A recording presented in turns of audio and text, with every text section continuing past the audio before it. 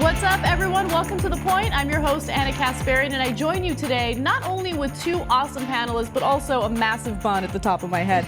Like, sometimes I look at it on camera and I'm like, why do I do this? It's because I'm lazy and I don't want to style my hair. But anyway, nonetheless, I want you guys to meet our panelists before I tell you about what we're going to do on the show today. We actually have a double-decker show, so you guys are really in for a treat because the people that we've brought on today have a lot of really interesting things to say about these topics. We start off with Francis Maxwell. He's the host of TYT Sports and Stylegogue here on the TYT network. Francis, you've been on the show before and you're joining us again. It was a lot of fun. Yeah. I've been dying to come back. Yes, we have a lot of interesting topics that vary today. We also have Sandra Daugherty. She is the host of the Sex Nerd Sandra podcast. Thank you for joining us again. Thank you for having me. I'm loving that dress, man. The lollipops are just too adorable. All right, so you guys are probably wondering, what the hell are you going to talk about today? What are you going to make your points about? Well, we have everything from a new video emerging of the Malaysia Airlines flight MH17. The wreckage cleanup begins in Ukraine. And then we're going to talk about things like, I don't know, the world possibly running out of chocolate, which is probably the saddest news of the day. And then paper bag speed dating in New York City. What the hell is it? And is it really the antithesis of Tinder? So let's get started with the very first topic. Of course, this is a more substantive topic, but it's worth talking about.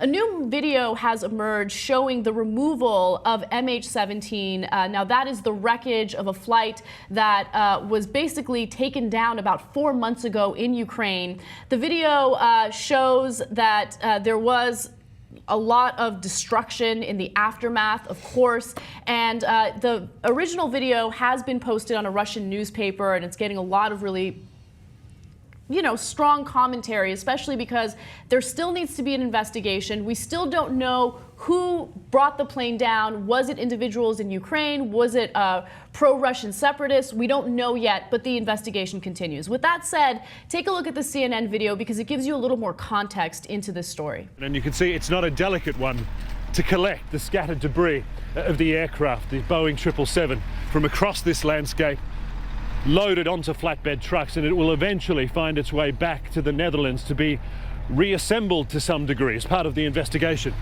to try and find out precisely what brought this aircraft down. This is taking place under the supervision of Dutch investigators, but the work is being carried out by local Ukrainian emergency services, men who now work for the separatist government that has been established here in the Donetsk region, and should also point out it is taking place under the supervision of some of the armed pro-Russian gunmen. Could be many more weeks before experts actually begin examining it very closely, trying to piece it together. It is, in terms of an aircraft and an investigation, an eternity really, but it is important that it is happening now, because in this region, well, winter is almost here. As you can understand, this has really tainted relations between Russia and the United States because the controversy over who is responsible for this crash continues. Just to give you a sense of how many victims there were, Flight 17 was shot down on July 17th, and there were about 298 people on board over the territory controlled by pro-Russian separatists. Okay, so of course there's a political element to this, and it's a really scary story to consider, especially since this could lead to an all-out war. Now, after this wreckage was found, most of the bodies were recovered except for about 9 individuals. Now that they've started the cleanup effort, they have found some remains of more victims. It's a sad story. I want you guys to chime in. Francis, make your point. So the first point I wanted to make is about just the tragedy of this whole situation, and the fact is that there's still so many remains that are not found, and I can't even imagine the families of those passengers who have yet to find out basically what happened and whether they can go on and try and find some closure in this aspect of it. But for me, the length of this cleanup and the length of this investigation poses the same question that like one of the representatives, Fedorov, said, is like, is this a cover-up? Is this the length of this investigation to go on to prevent more evidence being put towards Russia, who are suspected to have been involved in this issue? And for me, as a non-political activist, I'm just curious to find out why blame hasn't been put on. I don't know much about the length of investigation, how long it usually goes on, but it's been, what, 4 months now? It's been 4 months since this plane was, yeah, you'd expect there'd be some sort of like growth in this investigation. Right. I'm still astounded by that. What's amazing is, as was said in that video, they kind of had a sense of urgency to start this cleanup effort because winter's coming, Yes. right? So if winter wasn't coming, are you just gonna leave it there for several more months? It's ridiculous. Sandra, what about you? Make your point. Game of Thrones aside, it's, for me, this is a really painful situation, but at the same time, it's also, I'm so glad that we finally found the wreckage, and so that those families can move forward at least a bit, so you know that generally you kind of know what happened instead of this mystery of conspiracy theories and the internet going wild. So, because there's something about when you've lost someone and you don't know what happened, that your life goes on pause. Like there is like an immediate freeze to your psyche. Yeah. So at least we have that. And it really is fascinating that we don't have a climate of honesty and forgiveness and compassion and common sense in today's world politics. Yeah. So I don't have a whole lot of hope that the truth is really ever going to come out. But I feel like that's the status quo at this point. Yeah, absolutely. I mean, if foreign relations revolved around compassion, we wouldn't have as much death and destruction as we do internationally. Now, here's the question for this story. Have you ever blamed someone for something that was actually your fault, or vice versa? Have you ever been blamed for something that actually wasn't your fault at all? Sandra, let me start with you. I'm still angry about this.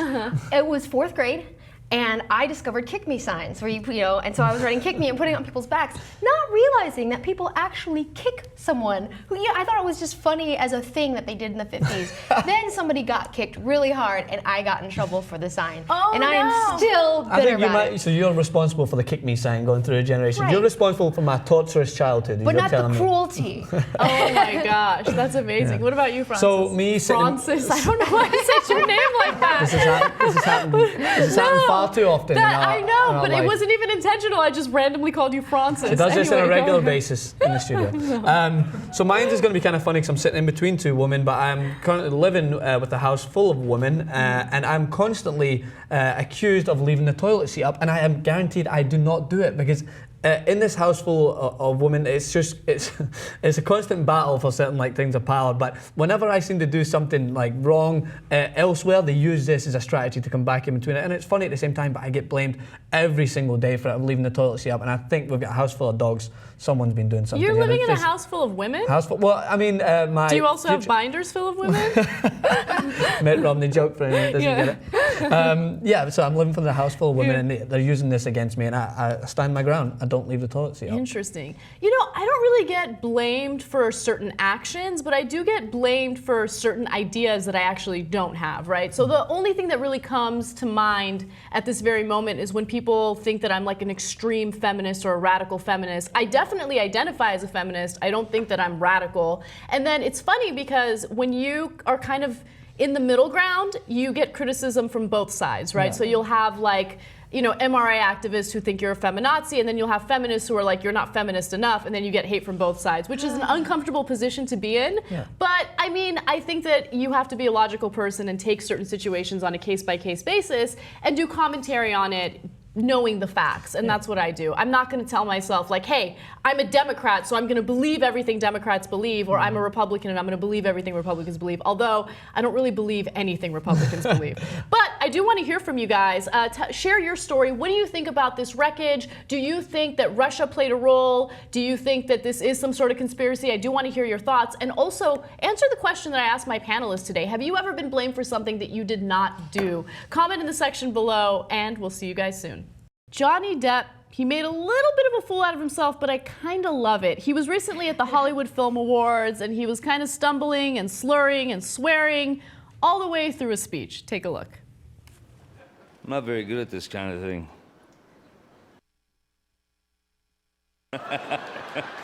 No. Watch, I'm gonna read this thing. For decades, Shep Gordon has been one of the most beloved and respected talent managers in the music industry.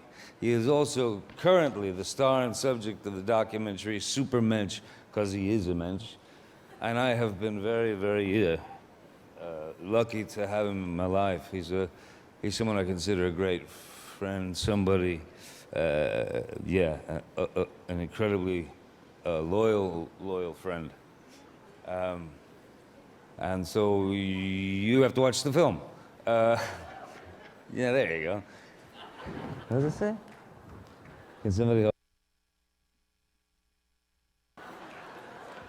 I mean, it's one of those nights. Please welcome my good friend. It's a real honor to pass this to him. Shep Gordon, please. Oh my gosh. All right. Well, Depp did tell Rolling Stone last year that he has been sober for 1.5 years.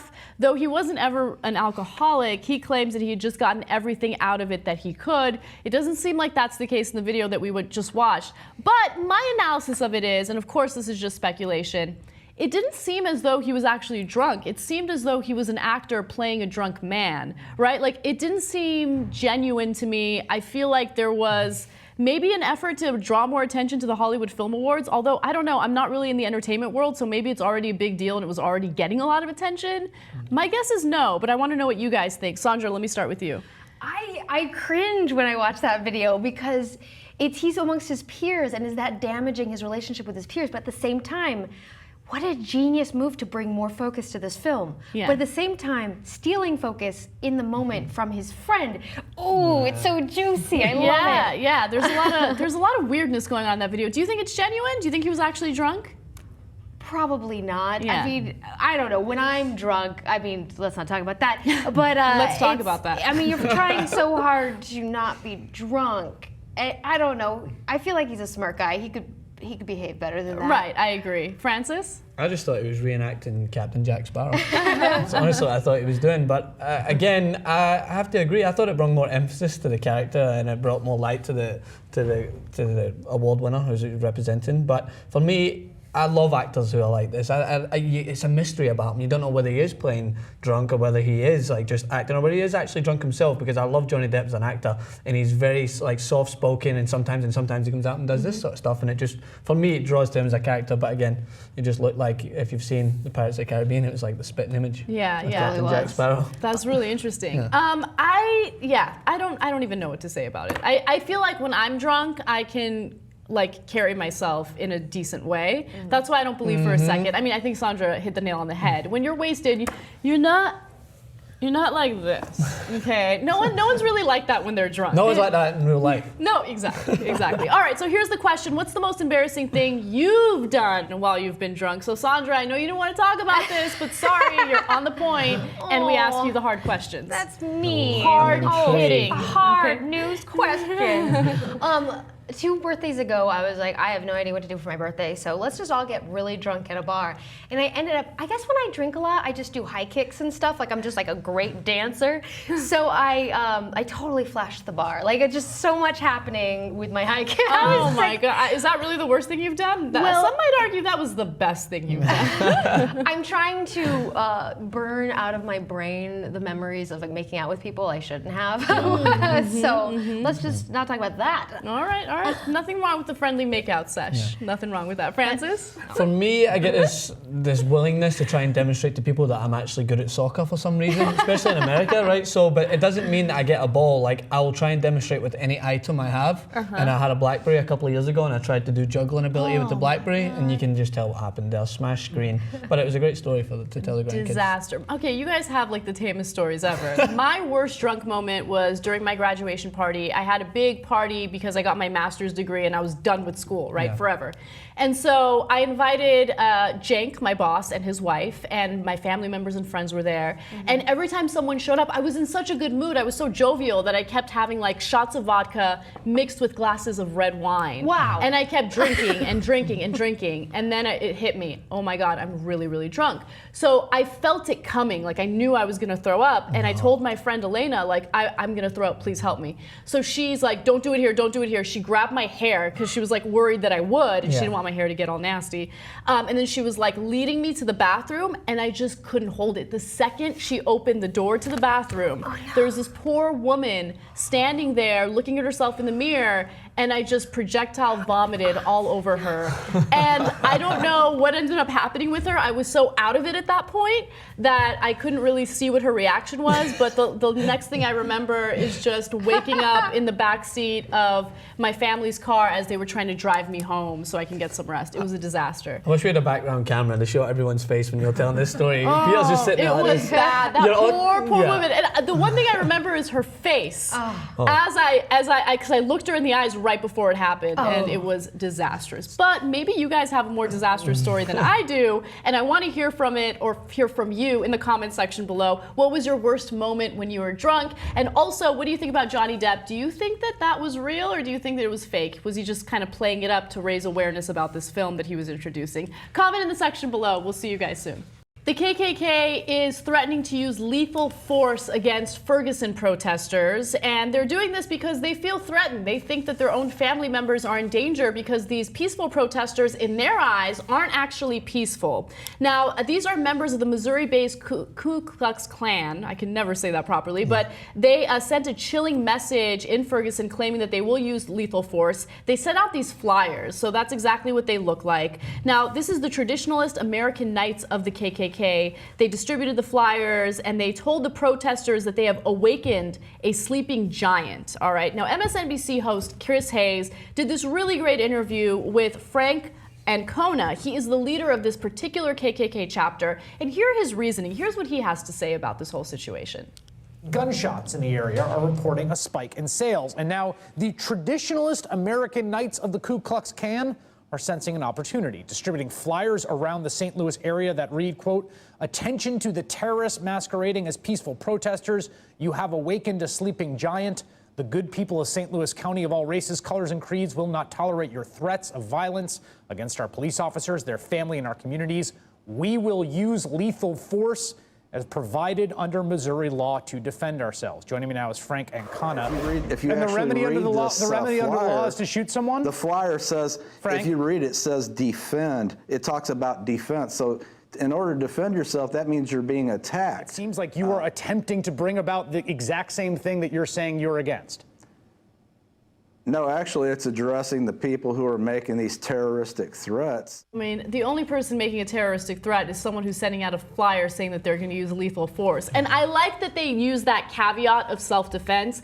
These Ferguson protesters are not a threat. They are not violent. They're trying to raise awareness about police brutality, police using excessive force. This is a really important time in America because we have a huge problem with cops using excessive force. We have these stories on a daily basis. So for him to say that, oh, they're a threat to us, no, dude, you're a threat to America. You are literally part of an organization that seeks to hate people just because of the color of their skin. He's disgusting. And I'm glad that Chris Hayes asked him the hard questions. Now I want to hear what you guys have to say. Francis, make your point. So even though Chris Hayes did ask him these questions, the fact that this group is able to portray their view logically on a television station is disgusting to me to start with, because they shouldn't even be given the airtime. No matter if he did have these opinions that would condemn their actions like he did ask him the hard questions, there is still going to be viewers out there that are going to take his views logically and go and think that that's the right thing to do, because it's disgraceful the fact that this organization that condemns people for the color of their skin are still allowed to be on a television news station and still allowed to be an organization as a whole.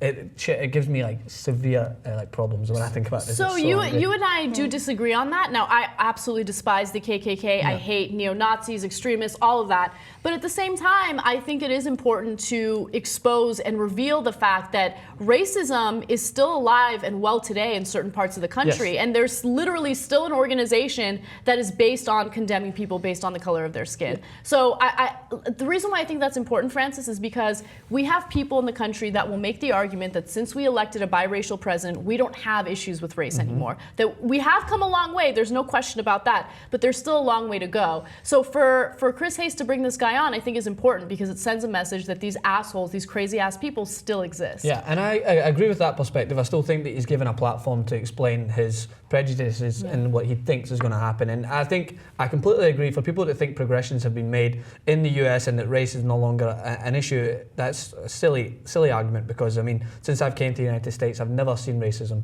like I've seen in this country, and it's something that's it's always been like something I've felt since I've stepped in the country, not towards me in general, but I can see it no matter where I go. And I think that although this organization is good to condemn them, they're still given the right to be able to speak. He's still given the right to talk on a news television. And I think more than anything, this organization should be completely disbanded, and that would send the mission home. It should be against the constitutional rights to have an organization that would continue to harm people because of the color of their skin, still allowed to resonate in the US. Yeah, Sandra, I'm really curious what you think. Make your point. For me, well, one, it was a fascinating interview, and at one point, the Grand Wizard he calls the protesters criminals. Like, he immediately is already assuming that they're going to break the law, and so there's a sense that he already has assumed the worst about people he doesn't really understand, and he hasn't tried to understand. He's just, you are criminals, and I'm going to kill you if you're out of line. That's basically what he's saying. For me, when I look, you know that friend who dates the wrong person and doesn't get why they're violent toward them, or, you know, like the abusive partner? If you listen to just his voice, you could tell that there's something off about him. And if you just mute it and just watch his face, there is something off about his eyes and his body language.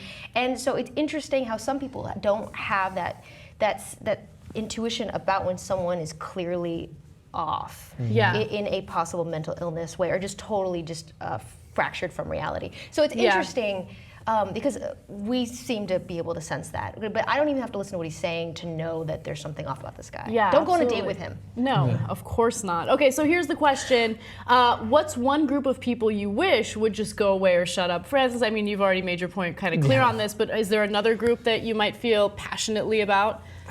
I don't know. I mean, it's a similar idea with Al Qaeda and ISIS, is that they're still spoken about so regularly in the media, and I think with them it does have to be mentioned that it comes across in the media because people need to be informed more about their beliefs, and they're not all classified under Islam views, and these are radical Islamism, and this is what I'm thinking about. There's one point I need to make about the guy's interview, is he does state regularly an issue that I think is resounding in the US. He makes one argument. He says, my friend was threatened that his wife was going to be raped. So that's he's making like a one-person perspective. That's one person, so automatically that means that a full group of people then can be condemned and be attacked. And I think that's exactly what is represented, and it's wrong with America, because it comes to, when you're looking at Islam and Muslims, people are grouping them into one massive group because of what ISIS and Al Qaeda carry out. They think that everyone's a radical Islam because they believe something that others don't. Right, there are gradations in every religion, in every group of people, regardless of Muslim religion or Christian religion, Jewish religion, it really doesn't matter. There definitely are extremists. I think that's a great point. I'm glad you made that. Sandra, what about you? It's fascinating to hear you talk about that, because I feel the same way about extremist right-wing Christian groups.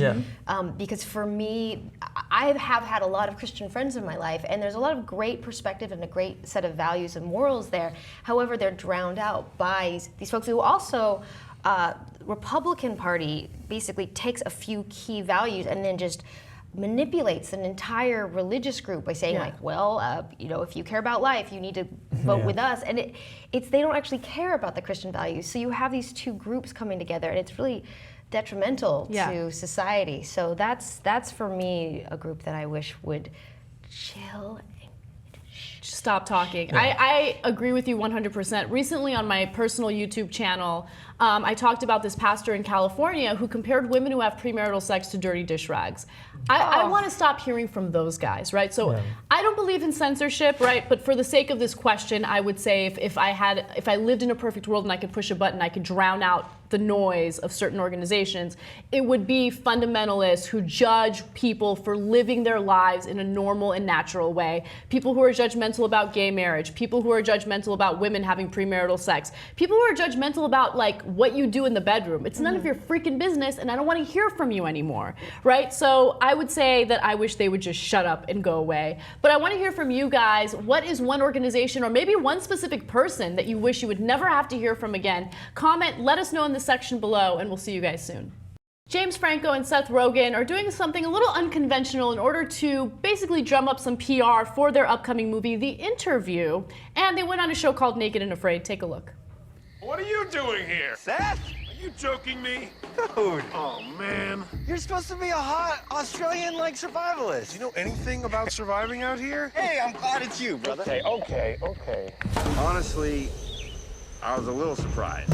I was hoping to be teamed up with a woman, but I guess Franco's the next best thing. He's pretty much hairless. Take your glasses off, he's pretty much a woman. Man, you really shaved everything, huh? Yeah, well, I guess you didn't. Let's just get all the looking out of the way right now, and that way we can just soak it in. Boom. Out of the way. What'd you put in your satchel? About Toilet paper? Yeah. Just use a leaf. No, I got a sensitive butt, man. I can use a leaf. What are you gonna do? How many days can you wipe your ass with sticks for? 21 and nope. Seems like a waste, bro. What'd you bring? I brought sunglasses. What are those gonna do? I don't know, they look good. Gotta survive! I mean, Jesus Christ. So the whole premise of the show is people are supposed to survive using nothing but a messenger bag and whatever they decide to put in it, and they're challenged to stay alive for 21 days. The only point I want to make about this before I go to our panelists is, man, I remember when James Franco was in this movie called Tristan and Isolde, and he was so hot. Like, that was when I developed this massive crush on him. Yeah. He really let himself go, man. You think so? Yeah, look, that is the most un-PC thing I can say, and I'm pretty sure that if someone had said that about a woman, I would be a little offended by it, whatever. I got it, I'm a bitch, whatever. He's not looking so good these days. That's my commentary. That's my deep analysis on this story. Francis, what about you? Make a point. I mean, it's hilarious for me. I love watching both of those guys, and it's fantastic. I love the part where get the looking out the way, and I think later on they're dancing around. But then you see James Franco, he pulls out a pair of sunglasses. It just encompasses his character. But I think there's not much to say about it other than it's a very funny promotion and very well promoted for their new movie. Absolutely. Smart. Sandra? Parody is one of my favorite types of comedies. So watching them rock the naked and afraid situation is hilarious. Yeah. And then like, toilet paper?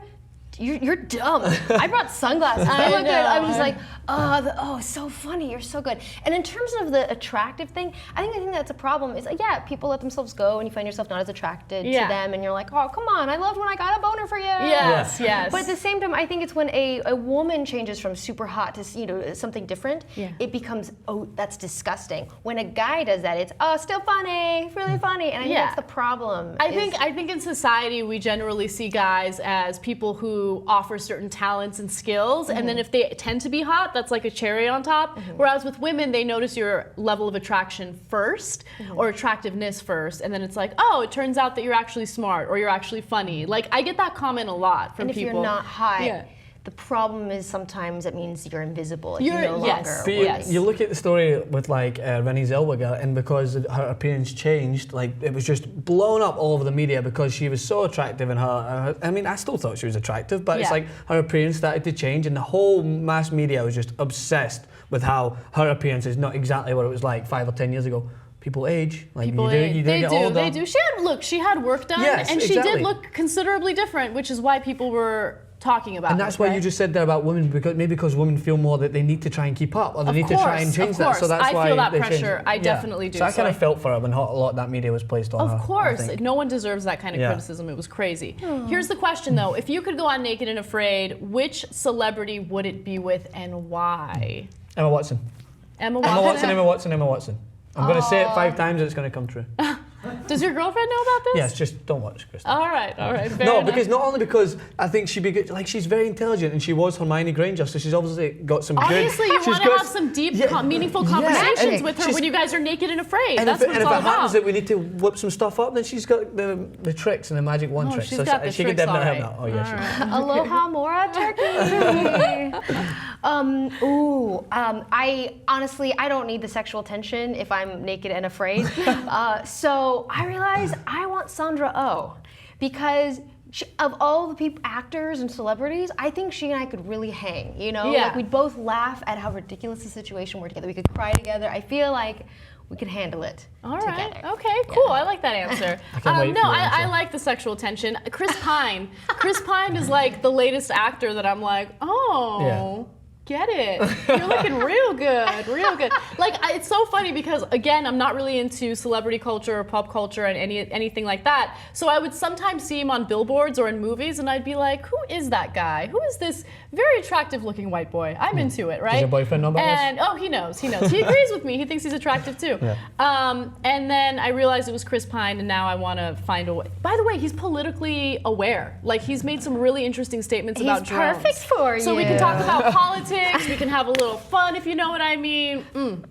Anyway, tell us who you want to be naked and afraid with in the comment section below, and we'll see you guys soon. The world is running out of chocolate. At least that's what huge companies like Mars Incorporated are saying. In fact, if you look at the numbers, it's pretty shocking. Last year, the world ate roughly 70,000 metric tons more cocoa than it produced. And then if you fast forward to 2020, the numbers are even more jarring. The two major chocolate makers warned that the number could swell to 1 million metric tons, a more than 14-fold increase. And then by 2030, they think the deficit could reach 2 million metric tons. Okay, so that's a huge issue. There are different causes for the cocoa shortage. As you can imagine, climate has a lot to do with it.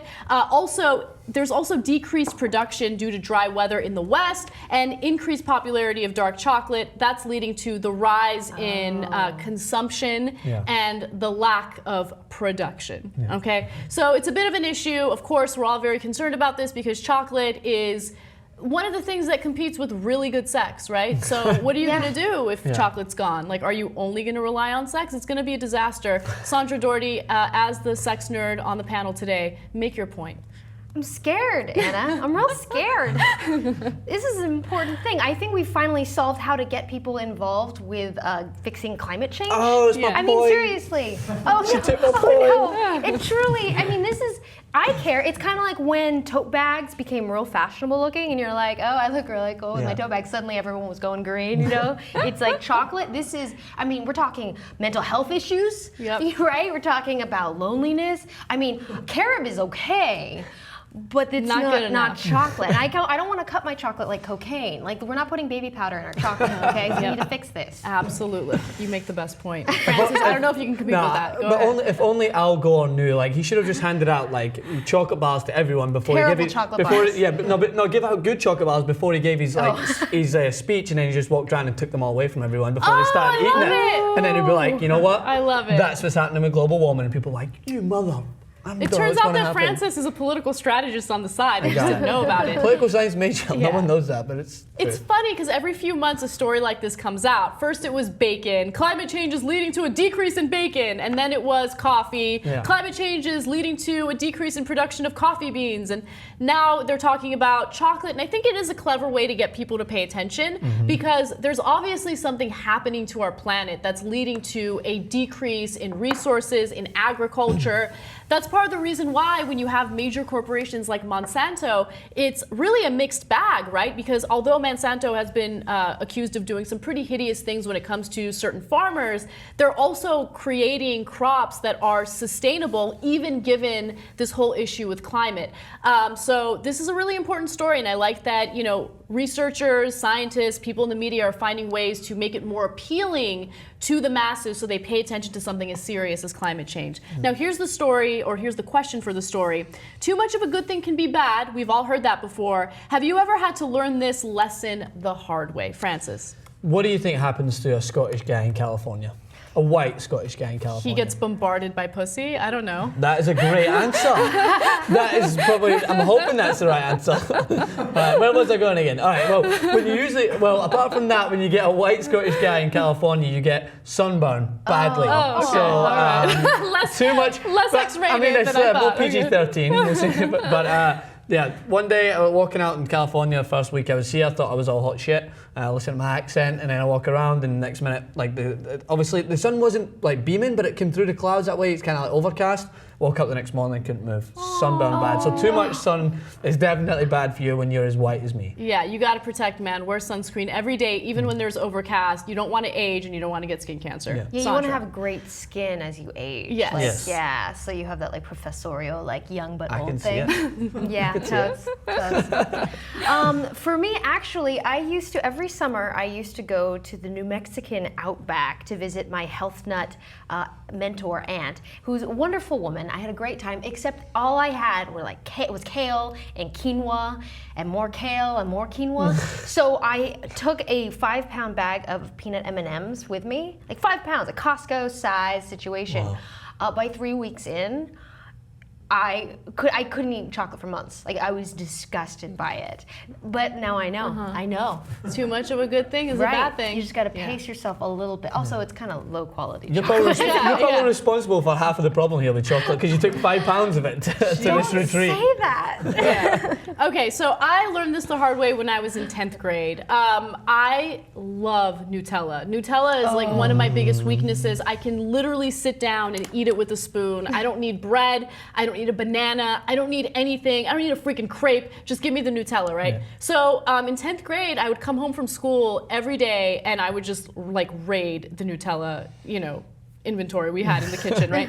I would just like put it on pita even though I didn't need it. I would then like have spoons of it and I gained weight real fast, okay? So I gained around 15 pounds and I was chubby, man. And it took a lot to lose that weight. I mean, it's so easy to gain it, so hard to lose it. And so I learned like, look, just because it's delicious and just because your body is telling you eat me doesn't mean that you have to go out there and eat it, right? It is a kind of drug. It's a drug. It is a drug. It is. I mean, there are studies out there that show you that food addiction is very similar to drug addictions, right? So if you eat something really tasty, the same part of your brain is activated as the same part that is activated when you're snorting cocaine. That wasn't the most eloquent way of saying it, but you guys get the point. Anyway, tell us how you learned this lesson the hard way. We love reading your stories. Comment in the section below. We'll see you guys soon. 2 people in Brazil have been arrested for cannibalism. Now this includes a man, his wife, and actually the man's mistress is involved in this as well. They went on trial in Brazil yesterday after they were arrested in 2012 for allegedly killing women and baking them in their pastries, okay? Not only would they consume these pastries, they would also sell them off to their neighbors. The 3 would apparently use the remains of people murdered to bake something known as flexinto or thick empanadas. Whoa. And then they would consume them. So a 5-year-old girl that reportedly lived with them also ate these empanadas, and they would allegedly lure women to their home to interview them for supposed jobs, but then they would, of course, murder them and then eat them. Now, they claim that they belonged to a group that believed in the purification of the world and the reduction of its population. Yeah, good excuse. You just wanted to eat people, okay? But I want to know what you guys have to say about this. There are still tribes in remote parts of the world that are cannibals. They do eat people, and I want to hear what you guys have to say about that. Sandra, let me start with you. Make your point. This is quite a terrifying real-life Hansel and Gretel story. It's really kind of creepy. I feel like this is it's one of those squicky stories where you're like, no, meh, meh. I do find it fascinating though how human beings are so intelligent and we have such a rationality that you can take something like the idea that we must rid the world of too many people and then move to let's eat them. Yes. The fact that we can go to these very strange places with our intellect, I think we don't spend enough time examining that as something we need to. Your commentary always fascinates me because even if we talk about something terrible, you find a way to step back and think about like the good parts of it. Like, it turns out that our intellect is very complex. Yeah. But would you say that they have a complex intellect, or would you argue that, or would you make my argument, which is these people are just insane and they just want to eat people, so they're making an excuse? Mental health issues are actually also fascinating to me because it's not just some people are crazy, some people aren't. I mean, without the right nurturing, the right skill set, many people can go quite mad quite quietly, and you don't know. And so when you have people who are obviously seeming to be insane and also having a justification for that insanity, you have both of those coming together. And I think we don't give enough attention to nurturing people to be healthier humans. So it is interesting, but it's also, I don't think this is like a rampage of cannibalism around Brazil. I don't think so either, no. Fascinating. I agree with what the first part that you were saying about how many people maybe justify, like in this situation, what started off in the story, they were trying to justify this disgraceful thing that they were doing, but then when he was held up in court, he basically confessed and said that he immediately regretted his decision. For me, it seemed like he was trying to plead the insanity card to try and get off from like extended jail time and be more like a padded cell sort of thing. I don't know. It's creepy, but at the same time, like there's so many stories out there where people try to, like this cleansing ritual, as if they're trying to justify doing something like this based on beliefs. That's for me it is amazing how intelligent people can be, but at the same time, it's so scary. Of course. I can't handle when people use their religion or their belief system to justify something that harms other people. And in this case, innocent people were killed, so these individuals can make empanadas out of their flesh. It's disgusting. Now here's the question for the story. If you were in a post-apocalyptic scenario and the only way to survive was to eat human flesh, would you? Francis? So bear with me, I'm about to get really deep and dark. I had this conversation with someone, we do the Walking Dead panel, and I had a conversation about this, and I said that if this was to happen, as quickly as possible, I'd have the government round up all prisoners, rapists, pedophiles, child molesters, round them up and preserve them for to preserve your own living being, and use them to eat on them if you happen to run out. I'm being genuinely serious. So not just cannibalism, but also an organized, premeditated planning for the cannibals. I mean, fair enough, I might be a little over dramatic, but one thing I cannot stand. Have you given this a lot of thought? I've watched. Have you ever seen the movie Gone Baby Gone? There's a lot of. Have you ever seen these movies? I love them. It was directed by Ben Affleck, and it's about how the law tries to take it into their own hands when it comes to child molesters and pedophiles and stuff like that. And that's, for me, I generally have a trouble grasping what's the right punishment for these people. And if it was a post-apocalyptic world when there's no holds barred, these are what I would use as preserves if you were going to run out of resources. So your answer is yes. I would, and it would be the people who deserve to be eaten. All right. Sandra. Wow. Would you eat Well, follow that up. Wow.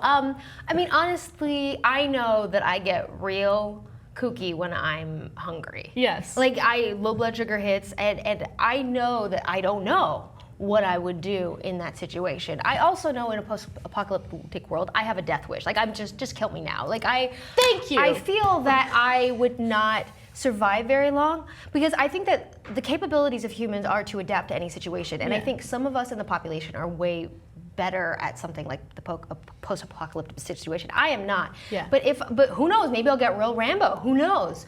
But I think I'd probably eat a person because I know I'd probably get real crazy. I'm going to keep it 100% real. I would find a way to kill myself before it even got to that point. Okay. It's post-apocalyptic world. I mean, it's death and destruction everywhere. I mean, every time I watch Walking Dead, I'm like, why don't these people just kill themselves already? Why are you guys fighting so hard? This is miserable. This is a miserable experience. Look, quality over quantity, okay? I don't even like getting lost at a hike and then, having to walk an extra 2 miles. I get really pouty. Anna. So I can't imagine living in this scenario and trying to survive. God help us if we have a post-apocalyptic world with Anna leaving. But I would be the first to take my own life. I don't want to deal with it. On a hike, oh no, where's Anna? She throws herself off a cliff. It's too much. We're lost. I can't deal with it anymore. Anyway, but we do want to know what you would do. Would you eat human flesh if you needed to do so to survive? And also, what do you think about this Brazilian trio? I'm actually more curious to hear what you guys think about Francis's point, okay? Are you going to round up the criminals and have a feast? I don't know. Share it in the comment section below. We'll see you guys soon. A woman has been banned from Facebook after she shared a photo of a natural birth. Now, she is making a point. Okay, so there's a picture. I should have given you guys a little bit of a warning, although I don't really think it's that, explicit or that terrible to look at. Now, it's a natural birth that took place. She puts it up on Facebook, and of course, Facebook removes it, and they say that they did so because it went against their community standards regarding nudity. This really upset Millie Hill. She is the founder of the Positive Birth Movement, and she condemned Facebook for censoring powerful female images of childbirth, but at the same time, they allowed those photos of Kim Kardashian bearing it all for Paper Magazine. Interesting that it all happened in the same week, right? Fascinating. Now, she uploaded the photos onto the Positive Birth Movement Facebook page. It has over 10,000 likes. And, people do want to see images like this. I know that YouTube has a very strict policy against nudity, but you can actually watch videos of the natural birthing process on YouTube, which I've once done before, and I have to admit, I kind of regretted it for a little while, but I'm glad I saw what happens to your body when you're trying to procreate. Now, I'm also going to tell you what she had to say. I think her words were eloquent. I think she really made her point when she talked about Facebook's hypocrisy here. She says the timing was pretty ironic, though, as the Kim Kardashian pics were all over the internet, and when you put them side by side, as I did on Twitter to make a point, it highlights nicely the way society and Facebook which simply reflects society, find women's bodies more readily acceptable when they are passive, airbrushed, and sexualized than when they are powerful, active, and real. The only thing I disagree with in that statement is when she says that Facebook reflects society, because it does not reflect society. I think people lie about shit on Facebook on a regular basis to make themselves either seem better than they really are or seem like they're going through things that are much less serious than they really are. That's my take on Facebook. But I do want to see what you guys have to say about this imagery. Sandra, I know that you have a good point to make about this, so make that point. Oh, all the pressure, Hannah. I mean, Facebook is an important community space, and they police it quite heavily. And so the fact that Kim is not banned, but this woman is fascinating to me. And it's interesting. For me, we need a space for our bodies to be seen and not in an airbrushed magazine photo. The thing is that it's almost, I don't know if you've read or seen the movie The Giver, but they take a pill, they take a medication in order to stop themselves from sort of having feelings. Oh, I've seen that. And in a certain way, we're policing images that bring up new, untamed human feelings and seeing a woman giving birth, and that's such a tame angle. It really is. That's just like, you know, the little dimple at the tailbone, like that's, and like some cheeks, and then like there's not enough there to really. I mean, if it were like full frontal, like legs open, vulva exposed, that's pretty intense, and I would like some kind of warning, hint, like hey, you might see something intense, but that's like. It's interesting because whenever there is imagery that's sexually explicit, there seems to be a little bit of a pass, not just with Kim Kardashian, right? Now, they're not going to show hardcore pornography on Facebook, but when it comes to models bearing it all, it seems like there is a pass for those kinds of images. But this is more of an educational thing. It doesn't really titillate people, I don't think. So Francis? It is sad, but social media is an educational tool that people go to get information now. So when you go and you see a Kim Kardashian image that's airbrushed and fabricated, that's so unrealistic, but people will go out there and try and kill themselves to get that look and look like Kim Kardashian and tame their waist and try and get that butt, but it's just completely not proportional and it's so obvious it's fake. Then you have this image that's natural and it's part of life and it's birth. I wouldn't go necessarily and look at this image. I mean, that's not for me, but at the same time, it shouldn't be withheld from people who want to see it because it's realistic, it's raw, it's something that's not fabricated, and it's just frustrating the double standards from both. That's a very, very good point. Here's the question for this story. Have you ever, what's one thing you think the internet is too strict about? Francis, let me start with you. It's not as, it's just going back onto that, but it's not as much strict, it's just they're too obvious in their double standards. Like Chelsea Handler's taking this to a whole new level right now on Instagram when she's posting the images of herself topless, because Vladimir Putin can run around topless on his horse, but she can't. And it's not, you either need to go one way or the other. They either like completely cut it out in a whole different perspective and cut out like nudity in every aspect of it, both Facebook, Instagram and Twitter, but then you're going to lose all your consumers who are mad about this media hypocrisy. The men are going to go in and want to see women with asses so big that they want to go in and see how to get that. Guys as well, but like it puts such a negative light on women that you can't have an image of childbirth, but maybe if her back tattoo was huge and she was bent over a little bit, like that's shocking to say, but that's what it is. That's what it is. That's the way this internet works. It's sad. Sandra? Oh man, well, okay, the internet is made up of all of us. I mean, it really is. And so for me, I think of the companies that are kind of keeping us from being who we are. For me, for instance, I'm a sex educator, I'm a sex podcaster, broadcaster.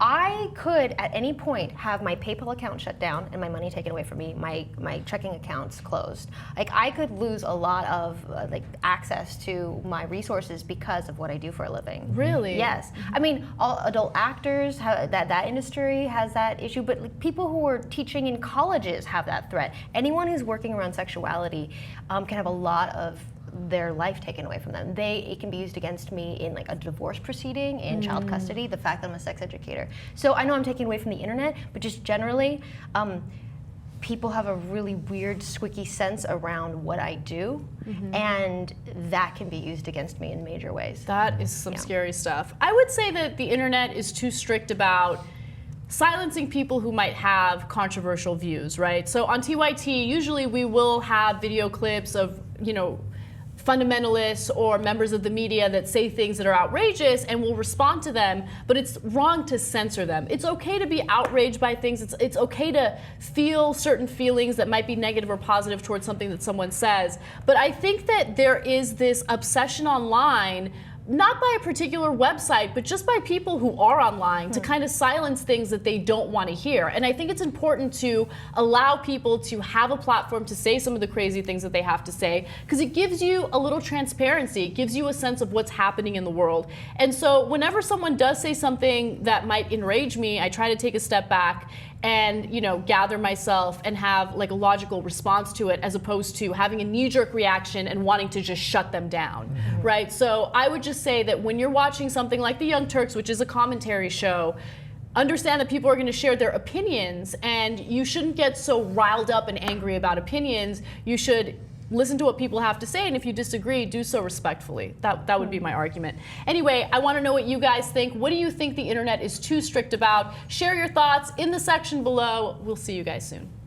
Recently, doctors pronounced a 91-year-old woman by the name of Janina Kolkowitz dead. Okay? In fact, her body was sent to a funeral home, and then 11 hours later, she woke up, all right? According to CNN, Kolkowitz was declared dead by her family's doctor, who found her unresponsive. Apparently, she wasn't even breathing. The doctor spoke to CNN's Polish affiliate, TVN, about the situation, and he thought that she was dead for sure. In fact, here's what he had to say. I checked the pulse on the forearm artery, and then another artery that I can't pronounce. I listened to the heart, to the breathing, and also examined the pupils. There were no reflexes, typical symptoms of death. So it's crazy because the staff actually picked up on the fact that she was still alive when she was moving around in her body bag.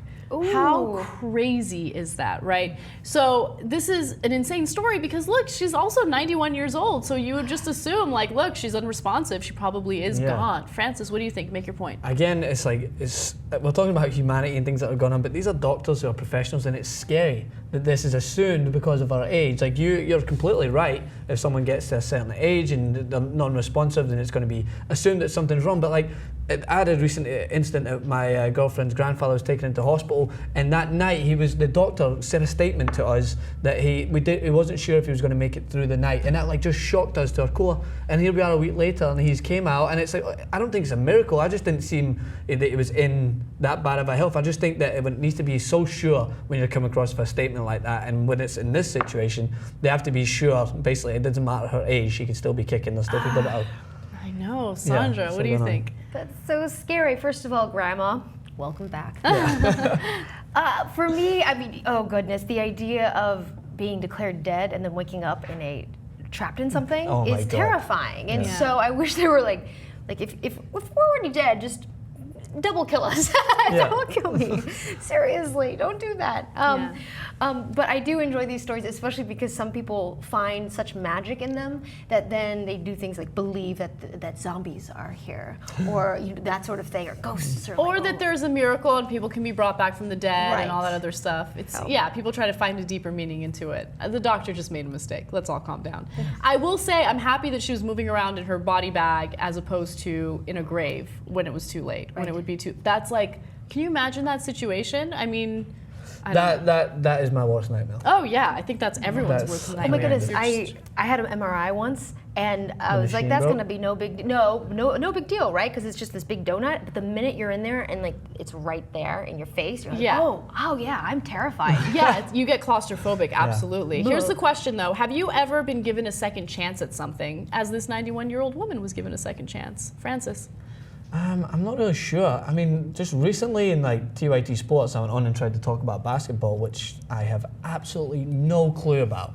And for some reason, audiences, like, they found my perspective open as like an outside fan perspective, so I was given a second chance. I made some horrendous points, like just basically told some ridiculous stats that I didn't know. I was baffling. Kind of like sometimes I do through my interviews, like probably right now, just baffling. But I was baffling my point, but then some people picked up on the perspective that I was an outsider and they liked that, and I was given a second chance to come back on and talk about another NBA story, and then people realized I was full of shit. Oh. After that. All right, so they shouldn't have given you a second chance. No, but that's what happened, Sandra? This is a rather personal thing to share, but Perfect. I once, I found out, this is a rare thing, but I found out I had a huge cyst on my spleen, which I saw like 10 different doctors, and for a couple months, I was told that I might die, that if it exploded, like all hell would break loose in my body. Like I was terrified. Wow. And then it's because no doctor had ever really seen it before. And so once we kind of worked it out and I went through a simple surgery and had it removed, it was like I was given a second chance at life. Oh, wow. And it wasn't actually that as dramatic. No doctor, when your doctor tells you like, oh yeah, don't get hugged, like be careful. You're like, oh. So for me, it was really an amazing couple years after that because it's like, oh, I'm still here, yay! Yeah. And it's a beautiful thing to get to be able to be here still. So thank you. Oh wow, that's a great story. Yeah. I would say that the most relevant second chances or third chances, fourth chances, fifth chances, infinity chances I've gotten were from my mom. I mean, this is like schmoopy poopy whatever, and I know that your mom is supposed to love you unconditionally, but I was a terrible teenager. Like I've shared some personal stories on this show, and she was always, I mean, she definitely disciplined me, but she was always there to love me and teach me and give me a second chance. And you know, I love that about her. I would like She's to the know best. some of these stories. I've not heard them, but I'm fascinated. Oh, I mean, I talked about how I dated like a so-called tagger last week, and I would sneak out often with him. I think I heard that one. And then he would like tag buildings, and I would sit there and watch him. I mean, I was like 15 years old. And she found out? Oh, she found out. Oh, Well, she okay. didn't find out about that until I talked about it on the show. But she caught me sneaking out once. Anyway, Mom, I love you. Thank you for always giving me a second chance. You're the best person in the world.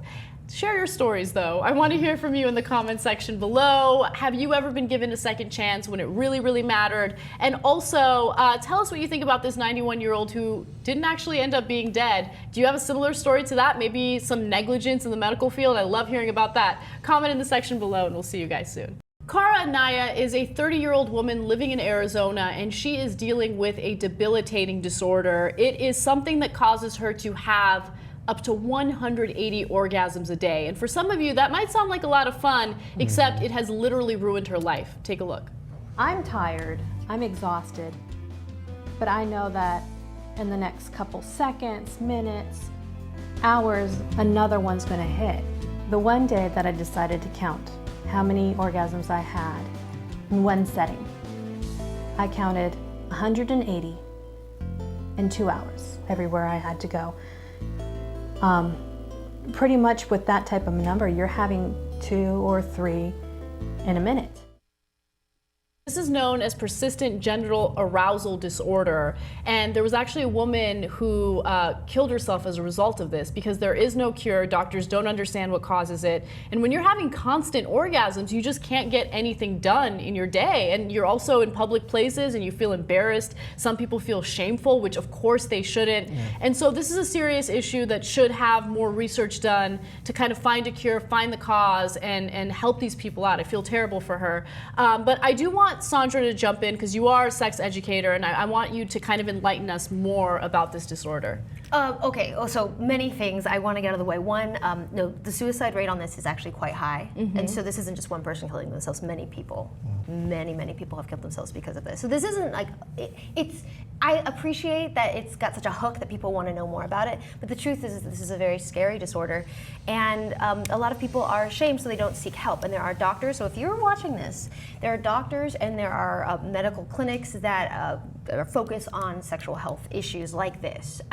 It really is more nerve damage, things like after birth, that sort of thing, where things just get rewired. You know, if you're, sometimes it's just like your knees are out of alignment and something's pinched in a wrong place in your pelvis. And so it's not like, oh, you've been bad because you're aroused all the time. It's not, there's no meaning to this arousal. It doesn't, we all like to subscribe our sexuality with such meaning and bigger ideas about what's love and what's sin and all these things. The truth is, it is physical arousal. It's blood flow to the genitals, and it's not your fault. Okay, so I just want to really get that out of the way, and it is painful, and it is really scary sometimes to be aroused constantly and have no control over it. I mean, can you imagine not being in control of your own body? It's horrible. I mean, we talked about this story on the Young Turks, and I actually kind of wish that we were a little more careful in discussing it, because I didn't know that the suicide rate among people with this disorder was as high. And I think that the media hears about things like this and they just think it's a salacious story, but lives get ruined as a result of this disorder. Well, Francis. that's my point straight away, is that this is a misconception, that like that immature reaction from it. So many people I've heard talk about this story, even around here, and they're like, funny, it's hilarious, like that must be great, what's the problem here? Like, the suicide rate is enormous on this. Like, people are miserable and they can't control it, and I think that a step needs to be taken.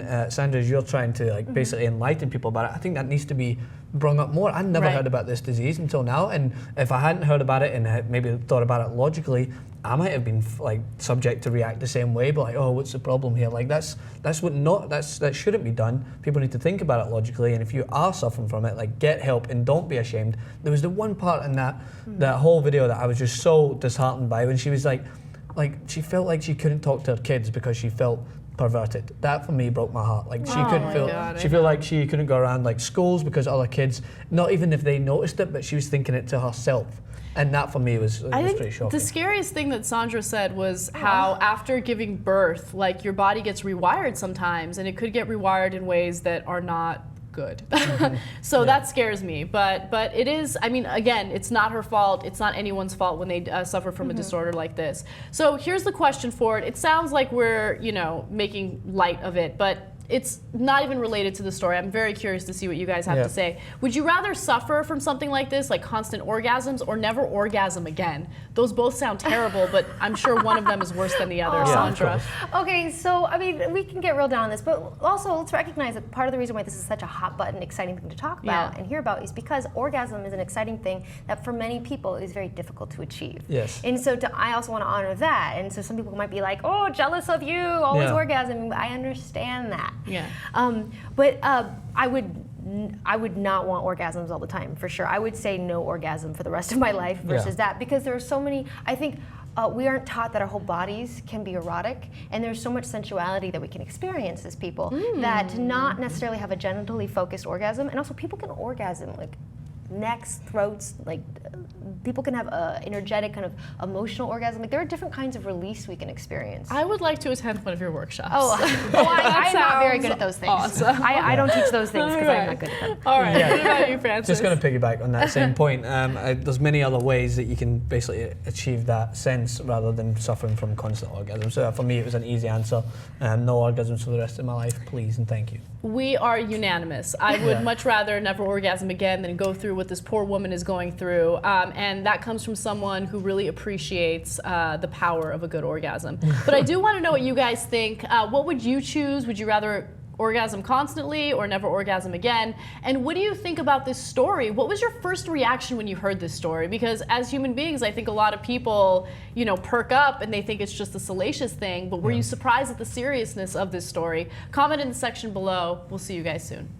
It's no surprise that people are a little frustrated with online dating, especially with apps like Tinder that rely solely on the way someone looks. But there's a new trend in dating in New York City, and it's known as paper bag speed dating. Now, it's exactly what it sounds like. People do the speed dating with these paper bags over their heads to kind of eliminate the question of what this person looks like. And of course, the mission is to get rid of all of that shallow, appearance-based aspect of dating and kind of get to the heart of who an individual is. Now, this has become a big thing in New York. A lot of people are interested in it, and that kind of gives me a little more hope in humanity, because after being single for a while and playing around on Tinder for a little bit, I realized how many terrible people there are on the planet, but some people really do want to know who you are and what you have to offer in a relationship. Now, I'm curious to see what you guys think about this and whether or not you would try it if you were single.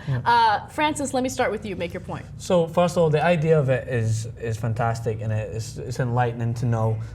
Do I believe that that everyone is now going to judge, even in this aspect, are people going to judge solely on the way they're interacting with them? No, because I'm a realist, and I realize that we keep coming back to this. I think I've talked about Kim Kardashian's butt about 30 times in the past 3 weeks. But we are infatuated by the way people look, and we're infatuated in what even is not real. And I think that even though you can talk to someone and have the paper bag over your head, and it is a great aspect, have your character get through, as soon as that bag's taken off, the same process is happening again, because that's the way we are wired. That is the way humanity is wired. As soon as you look at someone, you're basing it off of their perspective, and it's not nice, and it's not the way that it should be going around, but we have been basically sculpted into this way of thinking in our life. I'm afraid we need to go back try over it again. Sandra, make your point. I love this. I love this so much. Okay, so I had this idea because I ran a speed dating event a couple years ago, and it was fun. And I tried to put as much interesting stuff in there. So because I've been to speed. Have you speed dated? No, I have not. It's a mess, and it is painful, and it's silly. And so to see someone actually go through with this idea, I'm like, thank you, someone did it. Thank you. And the truth is that, yeah, we're always going to judge people on how they look, but to give someone a chance to show your personality before the bag gets taken off, I think is actually quite exciting. What I would love to see is if they had the paper bag situation, and then everyone went separately and changed clothes, and then came back for a mixer where no one knew who the other person was. That would be interesting. Look at all these social experiments that can come up using single people as the test rats. I like it too. They love it. Yeah, no, I like it too. I mean, I'm gonna keep it real. I'm really curious to see what you guys would do. Let's say you're single, you do this speed dating thing, you meet some guy or girl who sounds awesome, but they're wearing the paper bag, and then they take the paper bag off, and then you don't like what you see. What's your reaction? I'm gonna make that the question for this story. All right, Sandra. I want to start with Sandra. Well, it doesn't really matter because it's all happening inside you. I mean, you can have all the feelings, but that's also, I think, wonderful for someone to check in with. How are you choosing your mate? Because if you always choose wonderful people, great, keep doing what you're doing. But too many people are frustrated with the mating process and end up with someone that they found really hot, but then end up unhappy with who they are. And so, for me, it's about self-reflection because I think most people need to work out how they choose who they date. Yeah. So, yay for that. Absolutely, Francis.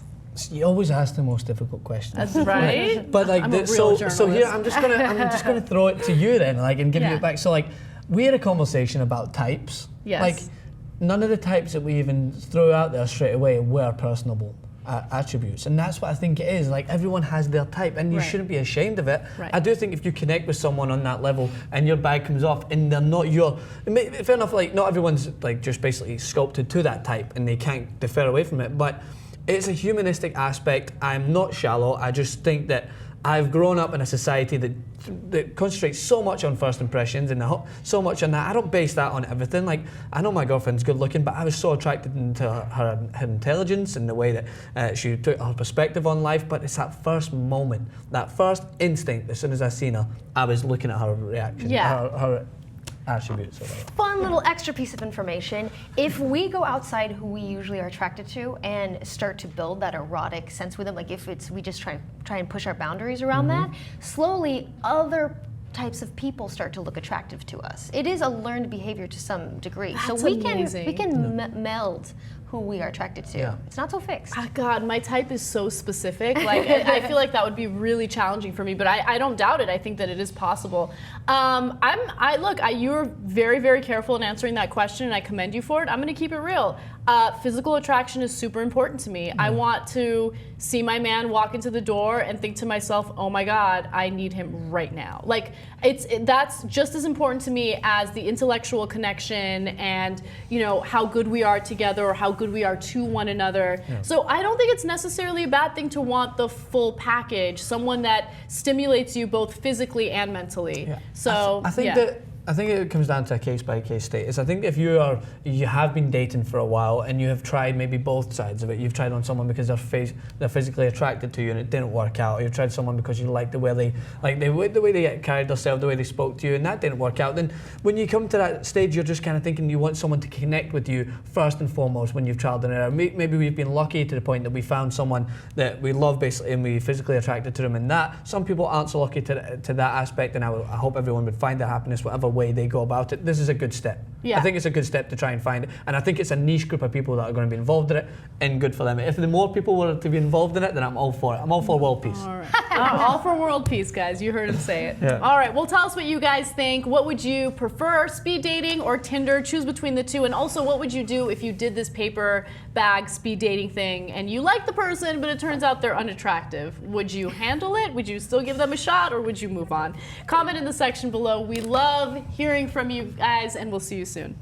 All right, guys, I hope you enjoyed the show. Unfortunately, we're out of time. I mean, we did do a double-decker show today with 10 topics, but I want to give our awesome panelists an opportunity to tell the audience a little more about yourselves. You're both returning panelists, but for those who are new audience members, Francis, please let them know where they can find you. So you can find me on TYT Sports, more often than not talking about soccer, so go and check that coverage. Brand new channel that's out here on the TYT network, Stylegogue. Go on and check me out on that. Plenty of tips for male and female fashion, and usually just stumble across What the Flick, and I'll be on there talking Gotham, What the Flick, whatever I can get my hands on. Awesome. Sandra Daugherty. So you can find me at sexnerdsandra.com. Really, it's my weekly podcast I release with Nerdist Industries. You can find it on iTunes and most of the podcast apps. You know, your phone, do that. So you can check me out on there, and really you can tweet at me. Like my page on Facebook. Is a lot of fun. The conversation happens there. Thank you so much for joining us, guys. You kicked ass on the show today.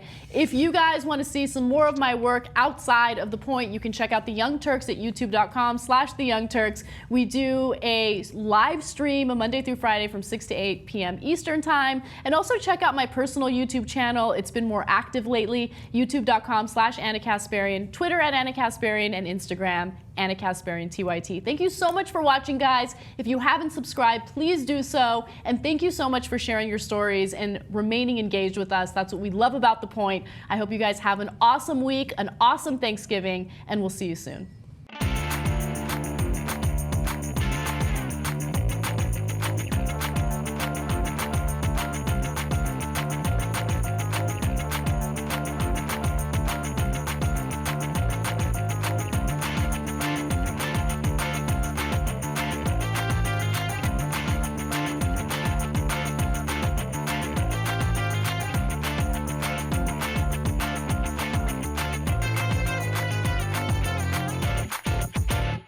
It's a constant battle for certain things of power, but whenever I seem to do something wrong elsewhere, they use this as a strategy to come back in between it. And it's funny at the same time, but I get blamed every single day for it. I'm leaving the toilet seat up, and I think we've got a house full of dogs. Someone's been doing something. You're living in a house full of women? Well, I mean, my... Do you also have binders full of women?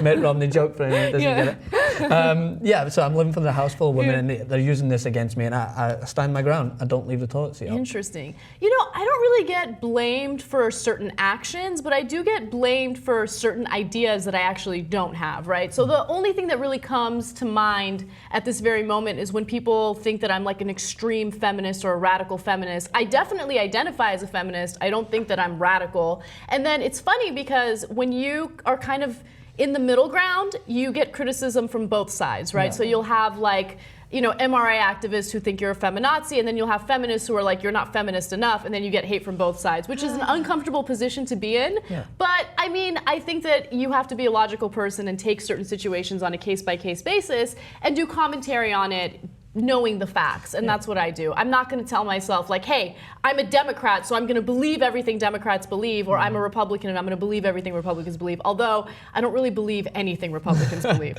But I do want to hear from you guys. Share your story. What do you think about this wreckage? Do you think that Russia played a role? Do you think that this is some sort of conspiracy? I do want to hear your thoughts, and also answer the question that I asked my panelists today. Have you ever been blamed for something that you did not do? Comment in the section below, and we'll see you guys soon.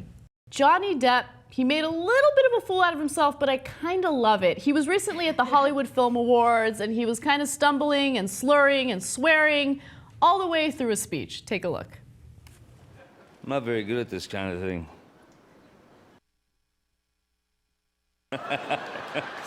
No. Watch, I'm gonna read this thing. For decades, Shep Gordon has been one of the most beloved and respected talent managers in the music industry. He is also currently the star and subject of the documentary Supermensch, because he is a mensch. And I have been very, very lucky to have him. What's up, everyone? Welcome to The Point. I'm your host, Ana Kasparian, and I join you today not only with two awesome panelists, but also a massive bun at the top of my head. Sometimes I look at it on camera and I'm like, why do I do this? It's because I'm lazy and I don't want to style my hair. But anyway, nonetheless, I want you guys to meet our panelists before I tell you about what we're going to do on the show today. We actually have a double-decker show, so you guys are really in for a treat because the people that we've brought on today have a lot of really interesting things to say about these topics. We start off with Francis Maxwell. He's the host of TYT TYT Sports and Stylegogue here on the TYT network. Francis, you've been on the show before and you're joining us again. It was a lot of fun. Yeah. I've been dying to come back. Yes, we have a lot of interesting topics that vary today. We also have Sandra Daugherty. She is the host of the Sex Nerd Sandra podcast. Thank you for joining us again. Thank you for having me. I'm loving that dress, man. The lollipops are just too adorable. All right, so you guys are probably wondering, what the hell are you going to talk about today? What are you going to make your points about? Well, we have everything from a new video emerging of the Malaysia Airlines flight MH17. The wreckage cleanup begins in Ukraine. And then we're going to talk about things like, I don't know, the world possibly running out of chocolate, which is probably the saddest news of the day. And then paper bag speed dating in New York City. What the hell is it? And is it really the antithesis of Tinder? So let's get started with the very first topic. Of course, this is a more substantive topic, but it's worth talking about.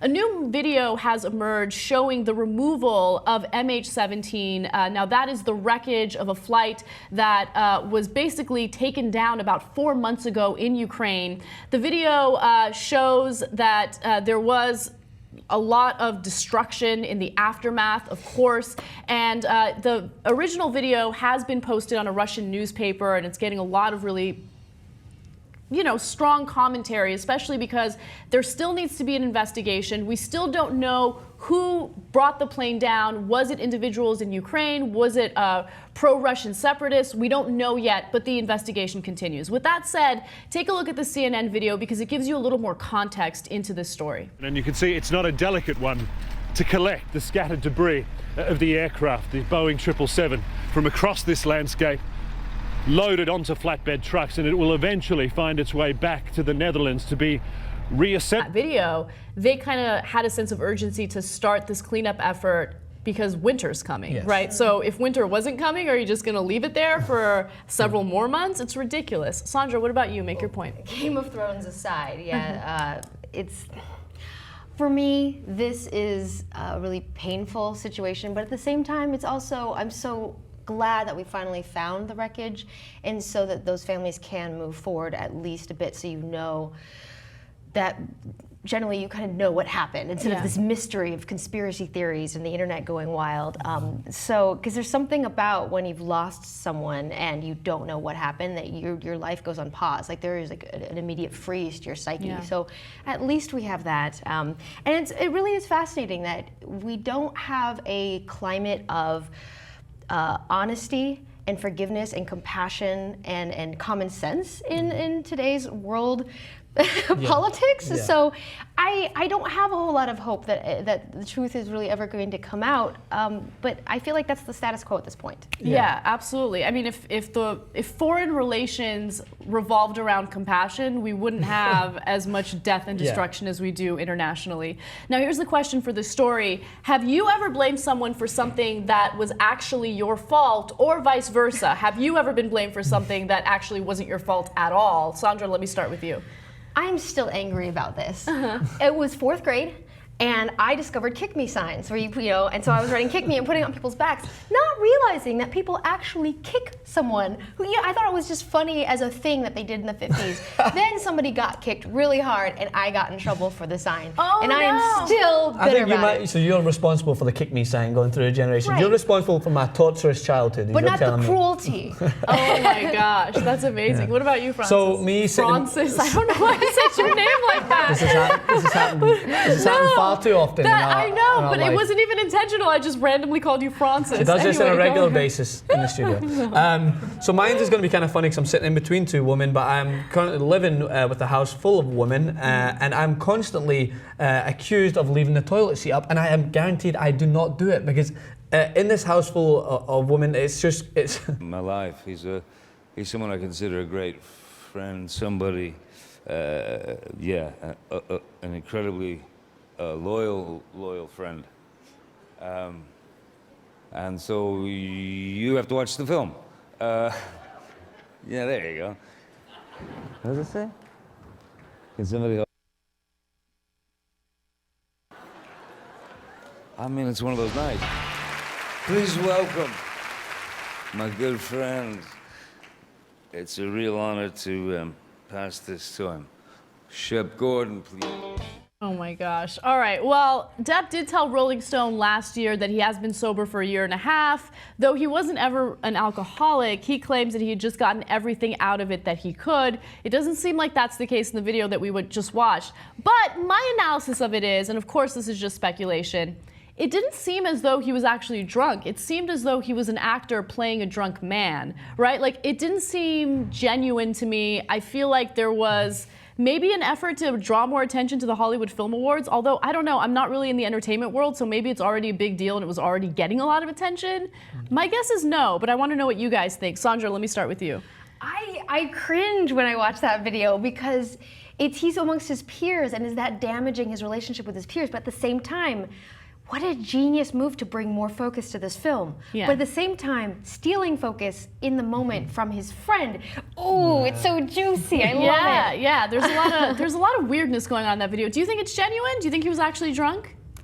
Probably not. Yeah. I mean, I don't know. When I'm drunk, I mean, let's not talk about that. But let's talk about that. I mean, you're trying so hard to not be drunk. I don't know. I feel like he's a smart guy. He could behave better than that. Right, I agree. Francis? I just thought he was reenacting Captain Jack Sparrow. That's honestly what I thought he was doing. But again, I have to agree. I thought it brought more emphasis to the character and it brought more light to the award winner who's representing. But for me, I love actors who are like this. It's a mystery about him. You don't know whether he is playing drunk or whether he is like just acting or whether he is actually drunk himself, because I love Johnny Depp as an actor and he's very like soft-spoken and sometimes he comes out and does this sort of stuff, and it just, for me, it draws... To some degree as part of the investigation to try and find out precisely what brought this aircraft down. This is taking place under the supervision of Dutch investigators, but the work is being carried out by local Ukrainian emergency services, men who now work for the separatist government that has been established here in the Donetsk region, and should also point out it is taking place under the supervision of some of the armed pro-Russian gunmen. Could be many more weeks before experts actually begin examining it very closely, trying to piece it together. It is, in terms of an aircraft and an investigation, an eternity really, but it is important that it is happening now, because in this region, well, winter is almost here. As you can understand, this has really tainted relations between Russia and the United States because the controversy over who is responsible for this crash continues. Just to give you a sense of how many victims there were, Flight 17 was shot down on July 17th, and there were about 298 people on board over the territory controlled by pro-Russian separatists, okay? So, of course, there's a political element to this, and it's a really scary story to consider, especially since this could lead to an all-out war. Now, after this wreckage was found, most of the bodies were recovered except for about 9 individuals. Now that they've started the cleanup effort, they have found some remains of more victims. It's a sad story. I want you guys to chime in. Francis, make your point. So the first point I wanted to make is about just the tragedy of this whole situation, and the fact is that there's still so many remains that are not found, and I can't even imagine the families of those passengers who have yet to find out basically what happened and whether they can go on and try and find some closure in this aspect of it. But for me, the length of this cleanup and the length of this investigation poses the same question that like one of the representatives, Fedorov, said, is like, is this a cover-up? Is this the length of this investigation to go on to prevent more evidence being put towards Russia, who are suspected to have been involved in this issue? And for me, as a non-political activist, I'm just curious to find out why blame hasn't been put on. I don't know much about the length of investigation, how long it usually goes on, but it's been, what, 4 months now? It's been 4 months since this plane was, yeah, you'd expect there'd be some sort of like growth in this investigation. Right. I'm still astounded by that. What's amazing is, as was said in